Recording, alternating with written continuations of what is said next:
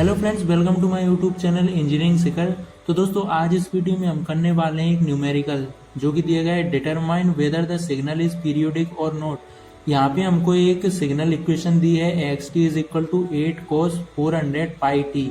हमें ये बताना है कि ये जो सिग्नल है, ये जो इक्वेशन है वो क्या है, जो सिग्नल है वो पीरियोडिक है या फिर नॉन पीरियोडिक है। तो चलिए शुरू करते हैं। तो यहाँ पे क्या लिखेंगे फ्रेंड्स, हम गिवन सिग्नल इक्वेशन इज क्या दे रखा है हमको, x t is equal to 8 cos 400 pi t. ठीक है फ्रेंड्स, ये दे रखा है। तो हम क्या करते हैं, इसको on comparing given equation with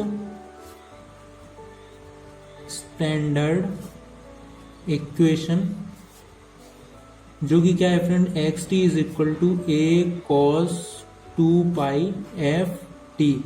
ये जो स्टैंडर्ड इक्वेशन है उससे हमको इस इक्वेशन को क्या करना है फ्रेंड्स, कंपेयर करना है। तो हमको यहाँ पे क्या मिला, we get a is equals to, यहाँ पे कितना है, a is equals to 8 and यहाँ पे क्या है 2 pi f is equal to कितना आ गया यहाँ पे 400 पाई। तो यहाँ पे पाई से पाई कैंसिल हो जाएगा और यहाँ पे f इज इक्वल टू कितना हो जाएगा 400/2। It means that f is equal to 200 and then we know that friends, जो फ्रिक्वेंसी जो होती है वो क्या होती है 1/t1। मीन्स जो टाइम पीरियड होता है वो फ्रिक्वेंसी के इनवर्सली प्रोपोर्शनल होता है। तो जब हम यहाँ पे f की जगह पे क्या रखेंगे 1/t1 is equal to 200, then what we get here, we get t1 is equal to 1/200। ठीक है फ्रेंड्स, तो यहाँ से हम जो है किसी भी सिग्नल का टाइम पीरियड निकाल के उसकी पीरियोडिक और नॉन पीरियोडिक कंडीशन को क्या करते हैं, डिटरमाइन कर सकते हैं। तो यहाँ पे हम देख सकते हैं कि हमारे जो सिग्नल है उसके जो वैल्यू आई है वो क्या है, इंटीजर फॉर्म में है। इट मीन्स दैट हमारा जो सिग्नल क्या है, hence the given signal is periodic. तो हमारा जो सिग्नल क्या होगा फ्रेंड्स, जो होगा पीरियोडिक होगा। ठीक है फ्रेंड्स, यदि यहाँ पे इंटीजर वैल्यू नहीं आती, इट मीन्स दैट यदि यहाँ पे साथ में पाई आ जाता या कुछ और आ जाता, तो इट मीन्स दैट हमारे जो सिग्नल जो होता है वो कैसा होता, नॉन पीरियोडिक होता। आई होप फ्रेंड्स ये न्यूमेरिकल आपको समझ में आ गया होगा। चलिए अब हम नेक्स्ट न्यूमेरिकल करते हैं, जिसमें देखते हैं कि जब हमको सिग्नल में दो कंपोनेंट्स दिए रहते हो तो हम कैसे जो टाइम रेशियो है इसका और जो नेक्स्ट कंपोनेंट होगा उसका, उससे कैसे सिग्नल को पीरियोडिक है या नॉन पीरियोडिक डिटरमाइन करते हैं। यहाँ पे हमको दिया गया है कि determine whether the given signal is periodic और नॉट। यहाँ पे हमको एक सिग्नल दिया गया है x t is equal to 2 cos pi t plus 7 cos t. हमको ये बताना है कि ये सिग्नल जो है वो पीरियोडिक है या फिर नहीं है। तो चलिए शुरू करते हैं। सबसे पहले हम यहाँ पे फ्रेंड्स क्या लिखेंगे सोल्यूशन में, गिवन सिग्नल इक्वेशन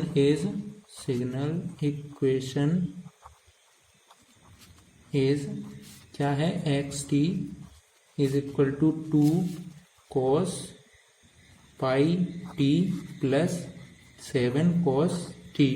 ठीक है फ्रेंड्स, अब हम यहाँ पे जो इक्वेशन है वो हमको किस फॉर्म में दी है, the given equation is in the form of, किस फॉर्म में friends, x t is equal to x1t plus x2t। यहाँ पे हम जो है इसको मान लेते हैं क्या, x1t और इसको मान लेते हैं x2t। तो यहाँ से क्या हो जाएगा फ्रेंड्स, इसके according let x1t is equal to कितना होगा 2 cos पाई टी। तो यहाँ से जब हम इसको क्या करेंगे, स्टैंडर्ड इक्वेशन के साथ में जब हम इसको कंपेयर करेंगे तो क्या होगा, ऑन कंपेयरिंग इसको दे देते हैं equation number first, comparing equation number first with standard equation क्या होती है, सिग्नल की जो कॉस के लिए x1t is equal to a cos 2 pi f1t। Friends यहाँ से हमने क्या लिया, x1t और x1t से कंपेयर करने के लिए, तो इसलिए हमने यहाँ पे क्या लिया cos 2 पाई f1t। तो यहाँ से जब हम कंपेयर करेंगे तो जो a है एम्पलीट्यूड की वैल्यू यहाँ पे कितनी है, we get a is equals to 2 and और क्या मिला हमको 2 पाई f1 इज इक्वल टू यहाँ पे कितना है पाई। तो 2 पाई F1 इज इक्वल टू यहाँ पे कितना हो गया ये पाई। तो यहाँ से जो है हमारी F1 की वैल्यू कितनी निकलेगी 1/2। एंड जैसा कि हम जानते हैं फ्रेंड्स, जो फ्रिक्वेंसी होती है वो क्या होती है, टाइम के इनवर्सली प्रोपोर्शनल होती है, या जो टाइम होता है वो फ्रिक्वेंसी की क्या होगा, इस पर इनवर्सली प्रोपोर्शनल होगा। तो यहाँ पे जो F1 की वैल्यू कितनी हो जाएगी 1/T1। तो यहाँ से क्या होगा 1/T1 is equals to 1/2। And then यहाँ से हमारी जो T1 की वैल्यू निकलेगी वो कितनी निकलेगी 2। ठीक है फ्रेंड्स। तो फ्रेंड्स अब हम क्या करते हैं, यहाँ पे जिस तरीके से हमने x1t इज इक्वल टू यहाँ पे क्या माना था 2 cos pi t इस इक्वेशन से कंपेयर करके, तो अब हम क्या एज्यूम करते हैं x2t is equal to 7 cos t। तो फ्रेंड्स चलिए स्टार्ट करते हैं। यहाँ पे लिखते हैं हम late x2t is equal to कितना हो जाएगा हमारा 7 cos t। ठीक है फ्रेंड्स, अब हम क्या लिखेंगे यहाँ से 7 cos t ऑन कंपेयरिंग इसको दे देते हैं हम equation number second, on comparing it with standard equation. Standard equation क्या होगी फ्रेंड्स, इसके लिए मान लेते हैं x2t इज इक्वल टू कितना होगा a cos 2 pi f2t। जैसा कि हमने यहाँ पे माना x2t इज इक्वल टू कितना है 7 cos t, तो उसी तरीके से हम यहाँ पे क्या मानेंगे x2t is equal to 7 cos 2 pi f2t। ठीक है फ्रेंड्स, तो यहाँ से हमको क्या मिला, we get a is equals to, हमको यहाँ से क्या मिला a is equals to 7 and 2 pi f2 जो है इसके इक्वल यहाँ पे क्या मिला, कुछ नहीं है तो 1 इज इक्वल टू 1। तो यहाँ से जो हमारी f2 की वैल्यू जो होगी वो कितनी निकलेगी, यहाँ से जब हम कैलकुलेट करेंगे तो 1/2 पाई।